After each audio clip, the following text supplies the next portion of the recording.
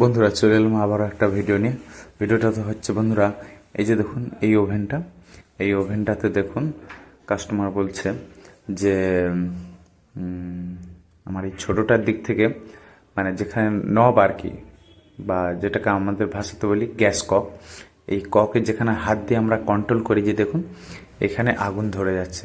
ঠিক আছে, তো আমি আমার চেক করছি যে বার্নারে গ্যাস আসছে, ঠিক আছে, কিন্তু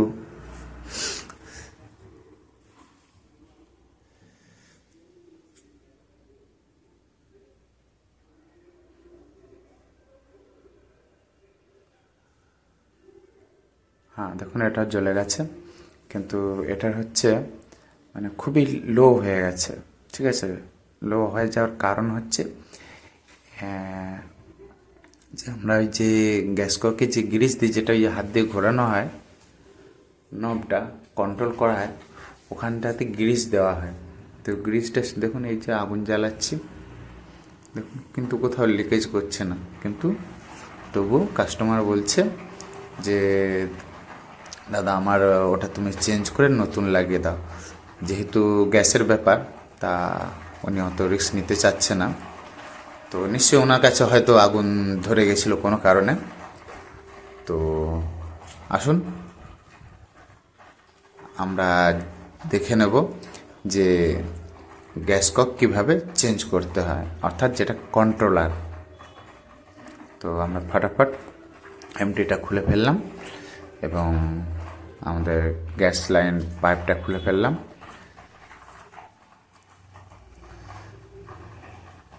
বন্ধুরা এই রকমই ইনফরমেটিভ ভিডিও দেখার জন্য আমার চ্যানেলটি অবশ্যই সাবস্ক্রাইব করে রেখো, আর ভিডিওটা ভালো লাগলে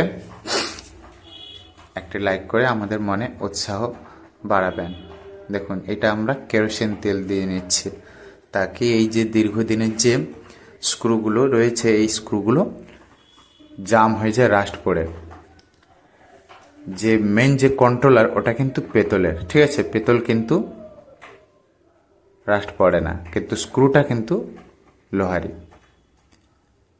তো বন্ধুরা ভিডিও বানাতে অনেকটা সময় লাগে, অনেক ধৈর্য লাগে।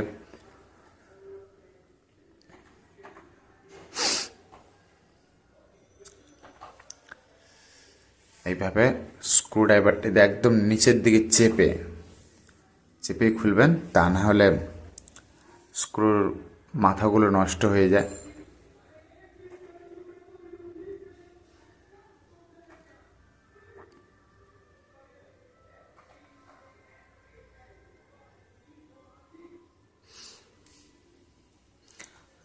আমরা স্ক্রু দুটো খুলে ফেললাম। এটা নবটাকেও খুলে নিলাম। দুটো ককে স্ক্রু না খুললে কিন্তু মেন পাইপ বের হবে না। মেন পাইপ বের করেই তারপরে আপনাকে কক চেঞ্জ করতে হবে।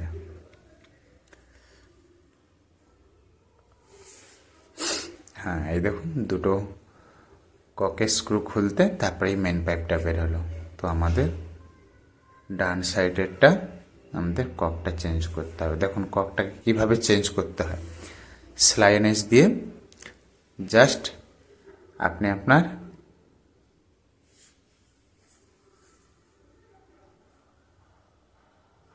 একটু এমসিল লাগানো আছে, এমসিল লাগিয়ে দিলে কি হয়, সেফটিটা অনেক মজবুত হয়ে যায় আর কি। দেখুন আপনি আপনার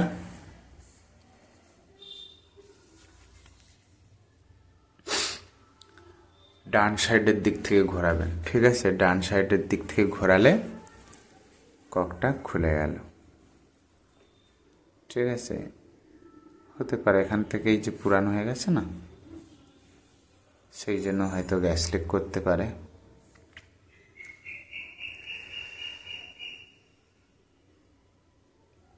এইভাবে পাইপে একটু পরিষ্কার পরিচ্ছন্ন করে নেবেন। আমি একটু দেখতে পাচ্ছি ভেতরে, আপনারা হয়তো দেখতে পাবেন না ক্যামেরার মাধ্যমে, এখানে ময়লা রয়েছে। গ্যাস একটু আধটু ময়লা থাকলেও গ্যাস পাস হবে না, আর ফটফট আওয়াজ হবে। মেন পাইপে বেশি জোর ধাক্কা লাগাবেন না, তার কারণ হচ্ছে ও খুব একটা হেভি মজবুত নয় আর কি।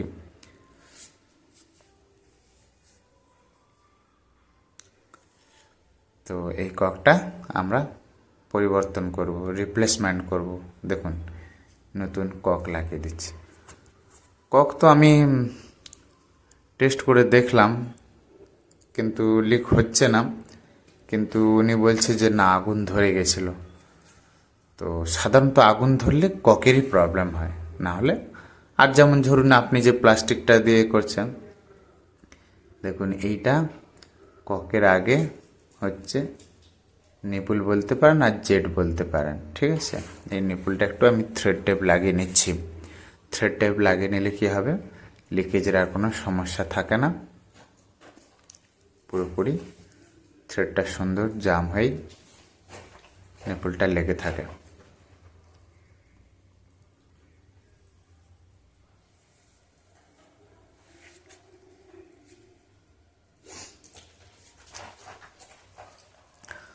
এটা হচ্ছে ছোটটাতে 48 নাম্বার, 58 নাম্বার নিপুল লাগে, আর বড়টাতে নর্মালি 77 নম্বর লাগে। এবার আমরা গ্রাহকদের অনুরোধে ধরুন 77 থেকে 85 নম্বরও লাগানো যায় নিপুল। 77 থেকে 85 নম্বর দিলে আগুনের ফ্লেমটা একটু বেড়ে যাবে। হ্যাঁ, সাথে দেখুন এই ককের মুখেতেও পুরো ভালো করে থ্রেড টেপ লাগিয়ে নিলাম, তাকে গ্যাস লিক না হয়, ঠিক আছে।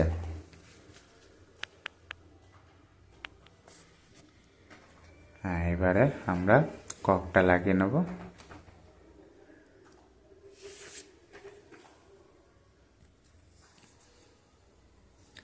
অবশ্যই লিকেজ টেস্ট করে নিতে হবে।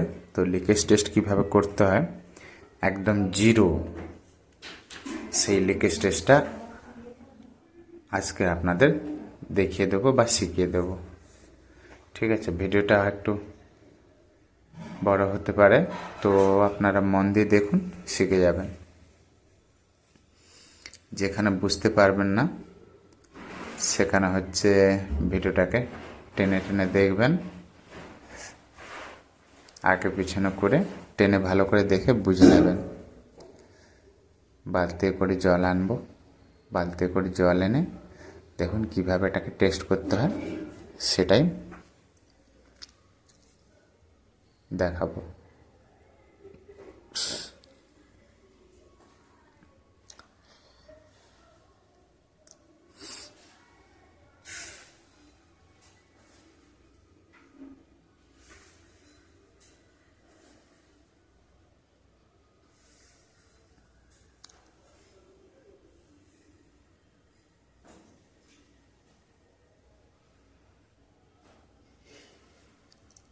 দেখুন এই যে দেখতে পাচ্ছেন, কোনো কিন্তু বুঁদ বুঁদ করছে না, বা ধরুন এই যে আমরা বলি না বুদ বুদ বুদ বুদ করলে, তখন বুঝবেন গ্যাস বেরোচ্ছে।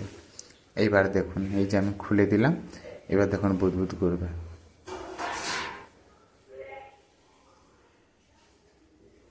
না, এটা এখনো বোঝা গেল না। এবার দেখুন, এই দেখুন বুদবুদ করছে, দেখতে পেলেন।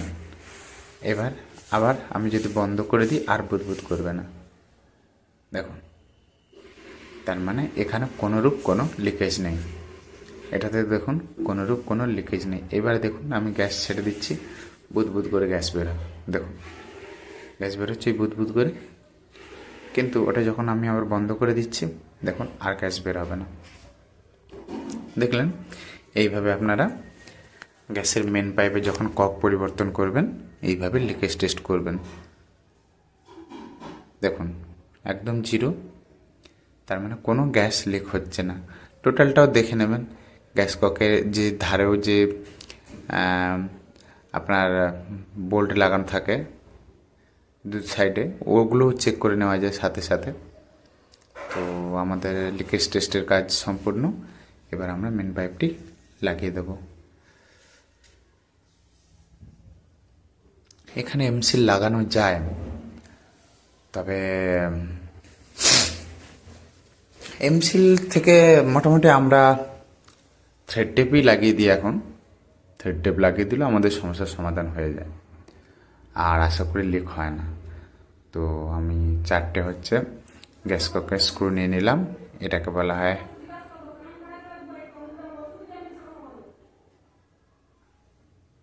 Dial pad. তো ডায়াল প্যাডে স্ক্রু লাগিয়ে নিচ্ছি। সুন্দর করে হোলগুলোকে আগে মিলিয়ে নেবেন, মিলিয়ে নিলে আপনার সুবিধা হবে। লেগে গেল আমাদের স্ক্রু।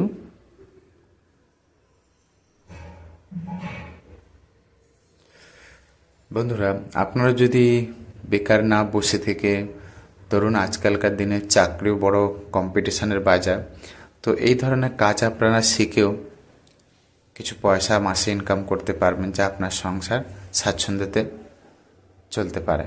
আপনার পরিবার স্বাচ্ছন্দ্য বজায় থাকবে, আপনার পরিবারও আরামসে চলতে পারবে। ব্যবসার মধ্যে অবশ্যই সততা রাখবেন, আর সবসময় কাজ কিন্তু পরিষ্কার পরিচ্ছন্ন। গ্রাহক দিয়ে গেছে আর তার জিনিসপত্র পরিষ্কার পরিচ্ছন্নতা বোধ রাখবেন। যেমন ধরুন আপনার একটু কোথাও একটা তরকারি ক্যারি ফ্যারি পড়ে গেছে, তো সেক্ষেত্রে একটু পরিষ্কার পরিচ্ছন্ন আপনাকেও করে দিতে হবে। ওভেনে যদি পারেন হালকা একটু শ্যাম্পু জল দিয়ে পরিষ্কার করে নিতে পারেন। ঠিক আছে, তো আমরা ডায়াল প্যাডের স্ক্রুগুলো লাগিয়ে নিচ্ছি।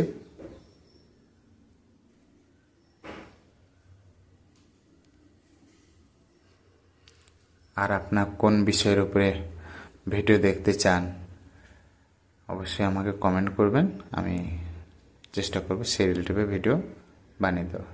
দেখুন এটা নব, এই নবটা আমরা লাগিয়ে নিলাম।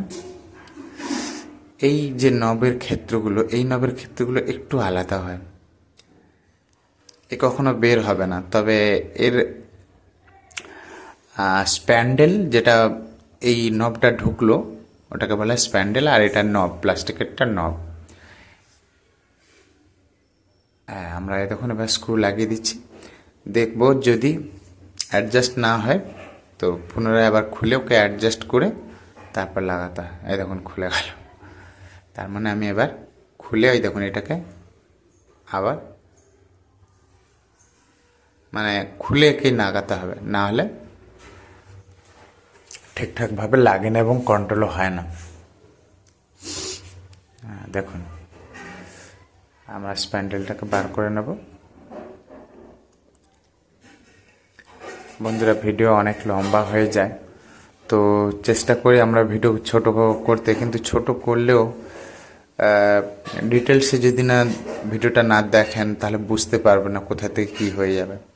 দেখুন এই যে কাট মার্ক আছে, কাট মার্কে আপনাকে স্প্যান্ডেল এবং হচ্ছে নব দুটোকেই একই জায়গায় মিলিয়ে ম্যাচ করে তারপরে লাগাতে হবে। এবার আমরা এই গ্যাস ককের স্ক্রুটা লাগিয়ে নিচ্ছি স্প্যান্ডেলের সঙ্গে।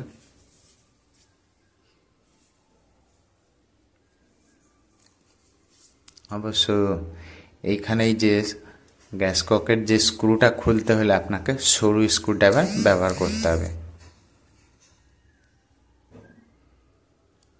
আমাদের মোটামুটি গ্যাস ককের কাজ শেষ। এবার আমরা এমটিটা লাগিয়ে নিচ্ছি।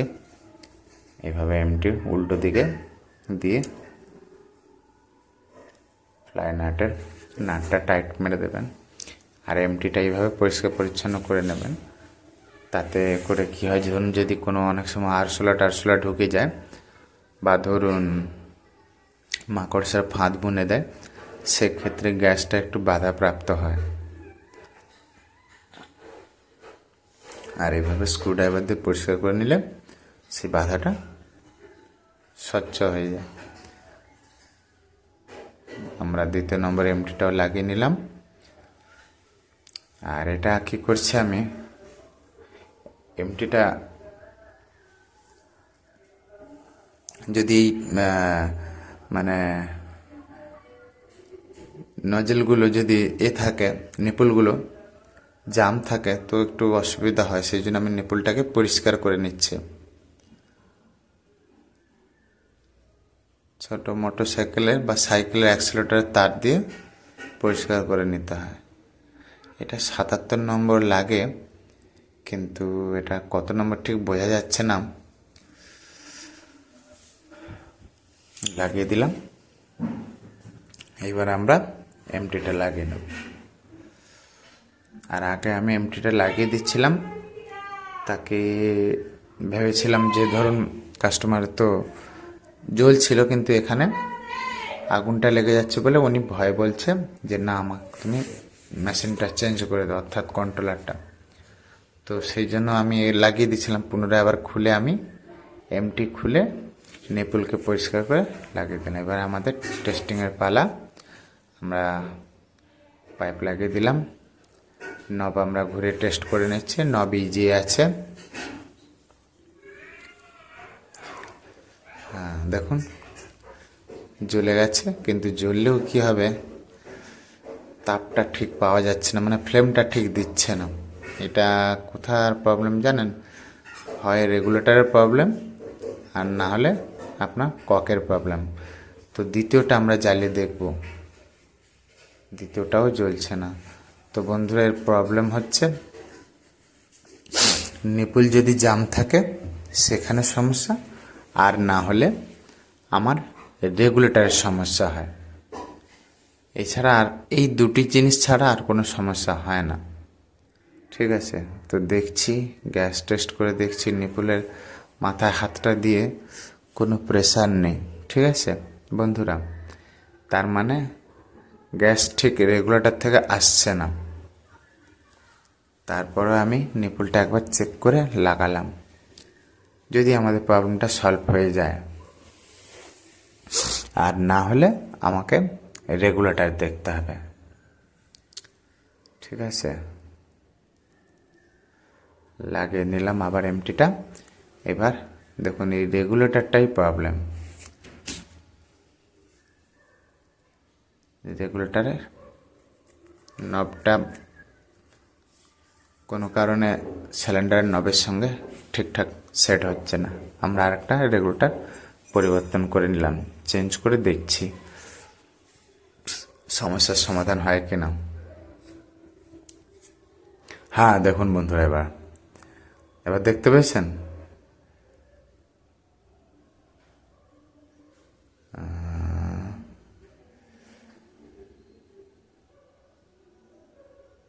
এই দেখুন বন্ধুরা, এবার দেখেছেন আগুনের ফ্লেমটা কত বড়। এবার আমাদের 100% সমস্যার সমাধান হয়ে গেছে। ঠিক আছে, জাস্ট রেগুলেটরটা চেঞ্জ করে দেওয়ার ক্ষেত্রে এবার আমরা লিকেজ টেস্টটা করে নেব। লিকেজ টেস্ট কিন্তু ফার্স্ট, কারণ বলা যায় না, যেমন কাস্টমার বলছিল আমার ডান সাইডের কন্ট্রোলারটার থেকে আগুন জ্বলছিল, মানে গ্যাস লিক করছিল। তো সেই ক্ষেত্রে আমাদেরকে লিকেজ টেস্ট করে নিতেই হবে। দেখুন আগুনের ফ্লেমটা ঠিক আছে, বেশি হয়ে গেছে। তো আগে আমার রেগুলেটরটা প্রবলেম ছিল, আমি দেখুন খুলে সাইডে রেখেছি এবং অন্য আরেকটা রেগুলেটর লাগিয়েছি। তো আমাদের এতে প্রবলেম সলভ হয়ে গেল। ঠিক আছে, দেখুন সেদিকেরটাও দেখুন, ডান সাইডটা। তো বন্ধুরা, এই ছিল আজকের আমাদের ভিডিওর মূল অংশ।